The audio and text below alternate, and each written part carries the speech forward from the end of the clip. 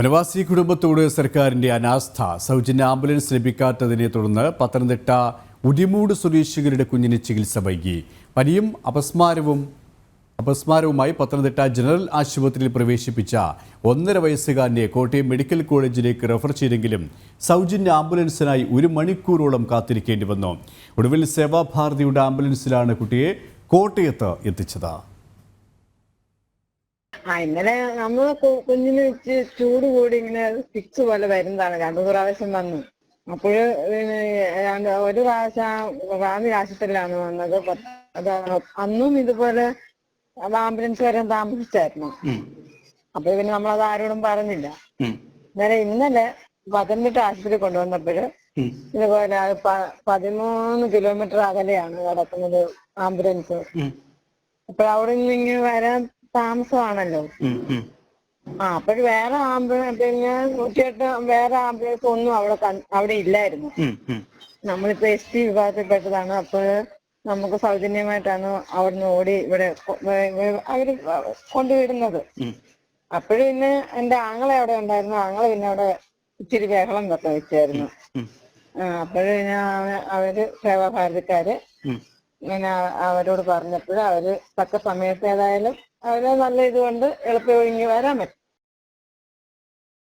വിവരങ്ങളുമായി മിഥുൻ മുരളി ചേരുകയാണ്. മിഥുൻ, 1.5 വയസ്സുകാരനോടാണ് അധികൃതരുടെ ഇത്തരത്തിലുള്ള അവഗണനയും ക്രൂരതയും ഉണ്ടായിരിക്കുന്നത്. ബന്ധപ്പെട്ടവർ ഇതുമായി ബന്ധപ്പെട്ട് ഏതെങ്കിലും തരത്തിലുള്ള വിശദീകരണം നൽകുന്നുണ്ട്? എത്രത്തോളം പ്രതിഷേധവും ശക്തമാവുകയാണ്?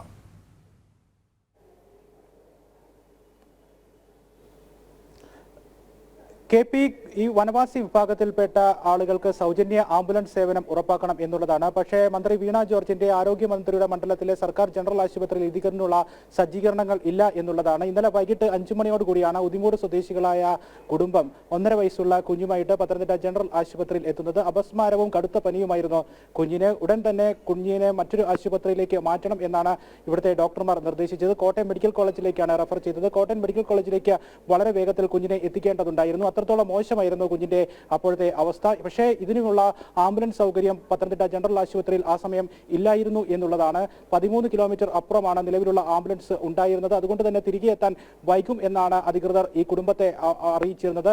മറ്റ് ആംബുലൻസുകൾ 108 ആംബുലൻസുകളും ഈ സമയം അവിടെ സജ്ജമായിരുന്നില്ല, പുറത്തായിരുന്നു ഉണ്ടായിരുന്നത്. ഈ ആംബുലൻസുകളെല്ലാം തിരികെ എത്താൻ വളരെ സമയം വൈകുമെന്നും അധികൃതർ അറിയിച്ചു. തുടർന്ന് പുറത്തുനിന്നും സ്വകാര്യ ആംബുലൻസുകൾ വിളിക്കാനുള്ള സജ്ജീകരണങ്ങൾ ഒരുക്കാൻ ഈ കുടുംബത്തിന് പണം ഉണ്ടായിരുന്നില്ല. തുടർന്ന് മണിക്കൂറുകളോളം, 1 മണിക്കൂറിലധികം ഈ കുടുംബത്തിന് സൗജന്യ ആംബുലൻസ് ലഭിക്കുന്നതിന് വേണ്ടി കാത്തിരിക്കേണ്ടി വന്നു. ആംബുലൻസ് ലഭിച്ചില്ല. ഇത് ശ്രദ്ധയിൽപ്പെട്ട സേവാഭാരതി പ്രവർത്തകർ ഇവർക്ക് അടിയന്തര സഹായവുമായി രംഗത്തെത്തുകയായിരുന്നു. സേവാഭാരതിയുടെ ആംബുലൻസിലാണ് സൗജന്യമായി കോട്ടയം മെഡിക്കൽ കോളേജിലേക്ക് കുട്ടിയെ എത്തിച്ചത്.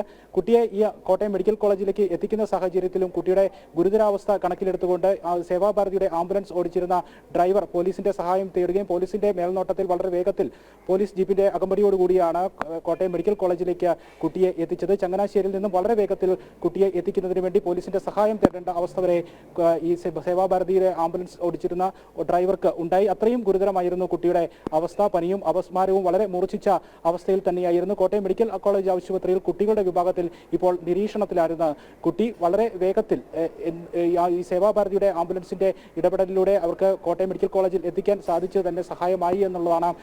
ഇവിടെ ഏറ്റവും ശ്രദ്ധേയമാകുന്നത് ഈ അധികൃതർ വേണ്ട സൗകര്യം ഒരുക്കാത്തത് കൊണ്ടാണ്, അല്ലെങ്കിൽ അധികൃതരുടെ അവഗണനയും അനാസ്ഥയും കൊണ്ട് തന്നെയാണ് ഈ കുട്ടിക്കും ഈ കുടുംബത്തിനും ഇത്തരത്തിലുള്ളൊരു ദുരവസ്ഥയിലേക്ക് എത്തേണ്ടി വന്നത്. അവിടെ സേവാഭാരതിയാണ് അവർക്ക് തുണയായത്, സഹായകരമായത്.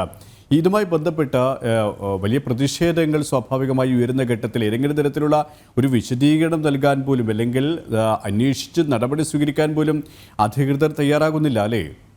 KP നേരത്തെയും ഇത്തരത്തിലുള്ള പരാതികൾ ഉയർന്നതാണ്. വനവാസി കുടുംബങ്ങൾ അടക്കമുള്ളവർക്ക് സൗജന്യ ആംബുലൻസുകൾ ലഭ്യമാക്കാൻ പത്തനംതിട്ട ജനറൽ ആശുപത്രിയിൽ സൗകര്യങ്ങൾ ക്രമീകരിച്ചിട്ടില്ല എന്നുള്ള പരാതികൾ നേരത്തെയും ഉയർന്നു വന്നിട്ടുള്ളതാണ്. ഇപ്പോൾ ശബരിമല സീസണാണ്, ദിവസങ്ങൾ പിന്നിട്ടിരിക്കുന്നു. മണ്ഡലകാലം തുടങ്ങി ഇത്രയും ദിവസങ്ങൾ പിന്നിട്ടിട്ടും അതിനുള്ള ക്രമീകരണങ്ങളുടെ പശ്ചാത്തലത്തിൽ പോലും ഈ ആംബുലൻസ് സേവനങ്ങൾ ഇവിടെ സജ്ജമാക്കാൻ അധികൃതർക്ക് സാധിച്ചില്ല എന്നുള്ളതാണ് എടുത്തു ചൂണ്ടിക്കാണിക്കേണ്ട കാര്യം. തീർത്ഥാടകരുടെ ബാഹുല്യം ഏറ്റവും കൂടുതൽ ഉണ്ടാകുന്ന ആശുപത്രിയാണ്. തീർത്ഥാടകർക്ക് ഏറ്റവും കൂടുതൽ അടിസ്ഥാന ചികിത്സാ സംവിധാനങ്ങൾ ഏർപ്പെടുത്തേണ്ട ആശുപത്രിയാണ്. തീർത്ഥാടകർ ഏറ്റവും കൂടുതൽ വരുന്ന പത്തനംതിട്ട ജില്ലയിലെ ആശുപത്രിയാണ് പത്തനംതിട്ട ജനറൽ ആശുപത്രി. ഇവിടെ ഇതിനുള്ള അടിസ്ഥാന സൗകര്യം സൗകര്യങ്ങൾ ക്രമീകരിക്കുക എന്നുള്ളത് അത്യാവശ്യമായിട്ടുള്ള കാര്യമാണ്. ആംബുലൻസുകൾ ഏത് സമയവും സജ്ജമാക്കി നിലനിർത്തേണ്ടതുണ്ട്. ആംബുലൻസ് സൗകര്യം മുഴുവൻ സമയവും ക്രമീകരിക്കേണ്ടതുണ്ട്. പക്ഷേ അതിനുള്ള സാഹചര്യം പോലും ഇവിടെ ഈ തീർത്ഥാടന കാലത്ത് മണ്ഡലകാലം തുടങ്ങി ഇത്രയും ദിവസമായിട്ട് പോലും പത്തനംതിട്ട ജനറൽ ആശുപത്രിയിൽ ക്രമീകരിച്ചിട്ടില്ല എന്നുള്ളതാണ്. ആരോഗ്യമന്ത്രി വീണ ജോർജിന്റെ മണ്ഡലത്തിലെ ആശുപത്രിയിൽ ഗുരുതരമായിട്ടുള്ള അനാസ്ഥകൾ നടക്കുന്നു. ഇത്തരത്തിലുള്ള ആംബുലൻസുകൾ സജ്ജമാക്കേണ്ട കാര്യത്തിൽ പോലും അനാസ്ഥകൾ വീഴ്ചകൾ ഉണ്ടാകുന്നു എന്നുള്ളതാണ് ചൂണ്ടിക്കാണിക്കപ്പെടേണ്ടത്. ഇത്തരത്തിൽ ഈ വനവാസി കുടുംബങ്ങൾക്ക് ഈ ആംബുലൻസ് സേവനങ്ങൾ ഉറപ്പാക്കുന്നതിന് വേണ്ടി മുഴുവൻ സമയവും ആംബുലൻസ് സേവനം ഉറപ്പാക്കി ആശുപത്രി പരിസരത്ത് ഉണ്ടാകേണ്ടതാണ്. അതവിടെ നടന്നില്ല. ഒപ്പം തന്നെ ഈ മണ്ഡലകാലമാണ് എന്നുള്ളത് നമ്മൾ പരിഗണനയിൽ എടുക്കേണ്ട വിഷയമാണ്. മണ്ഡലകാലത്ത് അടിസ്ഥാന ചികിത്സാ സൗകര്യങ്ങൾ ഉറപ്പാക്കുക എന്നുള്ളത് പരിഗണന ഏറ്റവും അർഹിക്കുന്ന വിഷയമാണ്. അവിടെയും ആംബുലൻസുകൾ ഈ സമയത്ത് സജ്ജമായി തന്നെ നിലനിർത്തേണ്ടതുണ്ട്. 108 ആംബുലൻസുകൾ ഉൾപ്പെടെ പുറത്തായിരുന്നു എന്നാണ് ഈ കുടുംബം പറയുന്നത്. ആംബുലൻസുകൾ കിലോമീറ്ററുകൾ അപ്പുറത്ത് നിന്നും ഇവിടേക്ക് എത്തുമ്പോൾ കൂടുതൽ സമയം ഉണ്ടാകും, സമയം കൂടുതൽ നഷ്ടപ്പെടും എന്നുള്ള വിഷമവും ഇവർ പങ്കുവയ്ക്കുന്നുണ്ട്.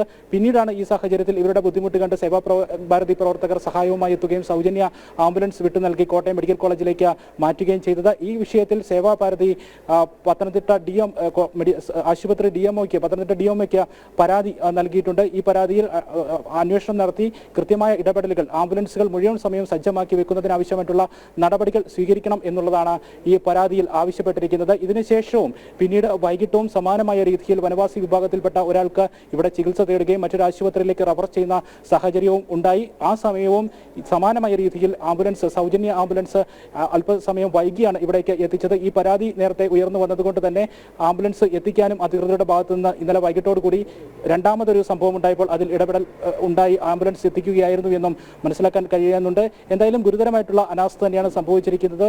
കൃത്യമായിട്ട് തന്നെ ഇടപെടലുകൾ ആവശ്യമായിട്ടുള്ള വിഷയമാണ്. സജ്ജമാക്കി വെക്കേണ്ടതായിരുന്നു ആംബുലൻസ് സൗകര്യങ്ങൾ സജ്ജമാക്കി അടിസ്ഥാന ചികിത്സാ സൗകര്യങ്ങൾ സജ്ജമായി ക്രമീകരിക്കേണ്ട ഒരു ആശുപത്രിയാണ് പത്തനംതിട്ട ജനറൽ ആശുപത്രി. ഒപ്പം ഇത്തരത്തിലുള്ള വനവാസി കുടുംബങ്ങൾക്ക് സൗജന്യ ആംബുലൻസ് സേവനങ്ങൾ ഉറപ്പാക്കുന്നതിനുള്ള നടപടികളും സ്വീകരിക്കേണ്ടത് അത്യാവശ്യമാണ്. തുടർന്നു വരികയാണ് ഇത്തരത്തിലുള്ള അനാസ്ഥകൾ തുടരുകയാണ്. ഇത്തരത്തിലുള്ള ഈ അടിസ്ഥാന ചികിത്സാ സംവിധാനങ്ങൾ ഉറപ്പാക്കുന്നതിനുള്ള വീഴ്ചകൾ എന്നുള്ളതാണ് നമ്മൾ ചൂണ്ടിക്കാണിക്കപ്പെടുന്നത്. KP ഏതായാലും അനാസ്ഥയിൽ വലിയ പ്രതിഷേധമാണ് ഉയർന്നുകൊണ്ടിരിക്കുന്നത്. മിഥുൻ മുരളിയാണ് പത്തനംതിട്ടയിൽ നിന്നും വിശദാംശങ്ങൾ നൽകിയത്.